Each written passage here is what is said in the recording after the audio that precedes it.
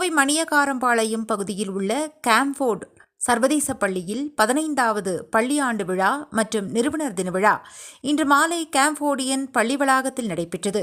இவ்விழாவில் சிறப்பு விருந்தினராக முன்னாள் மேஜர் ஜெனரல் இந்திரபாலன் தலைமை தாங்கினார். முடிவற்ற படைப்பாற்றல் கலைத்திறன் பேராளி தலைவர் என். அருள் ரமேஷ், பள்ளி தாளாளர் பூங்கோதை அருள் ரமேஷ், தலைமை ஆசிரியை டாக்டர் பூனம் ஷியால் ஆகியோர் முன்னிலை வகித்தனர். சிறப்பு விருந்தினர் மேஜர் ஜெனரல் இந்திரபாலன் பேசுகையில், வெற்றிகரமான வாழ்க்கைக்கு ஆரோக்கியமான மனமும் உடலும் அவசியம் என்பதை வலியுறுத்தினார்.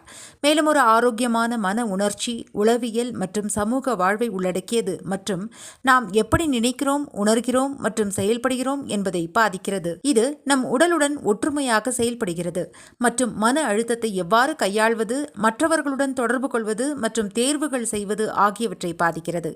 ஆரோக்கியமான உடல், வலிமையான மனம், மன உறுதி மற்றும் நேர்மறை எண்ணம் ஆகியவை கடின உழைப்பின் கூறுகள் என்று அவர் குறிப்பிட்டார்.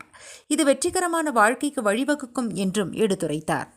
தொடர்ந்து நிகழ்வில் 2023-24 கல்வியாண்டில் 10 மற்றும் 12ஆம் வகுப்புகளில் முதல் இடம்பெற்ற மாணவ மாணவிகளை பள்ளி தலைவர், தாளாளர் மற்றும் தலைமை ஆசிரியருடன் சிறப்பு விருந்தினர் முன்னாள் மேஜர் ஜெனரல் இந்திரபாலன் மாணவர்களை அங்கீகரித்து பாராட்டி கௌரவித்தார்.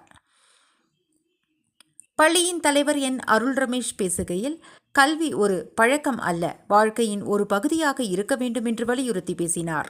ஆண்டு முழுவதும் நடைபெற்ற கல்வி, இணை பாடத்திட்டம் மற்றும் பாடநெறிக்கு அப்பாற்பட்ட செயல்களை முன்னிலைப்படுத்த பள்ளி முதல்வர் டாக்டர் பூனம் சியால் ஆண்டறிக்கையை விளக்கினார்.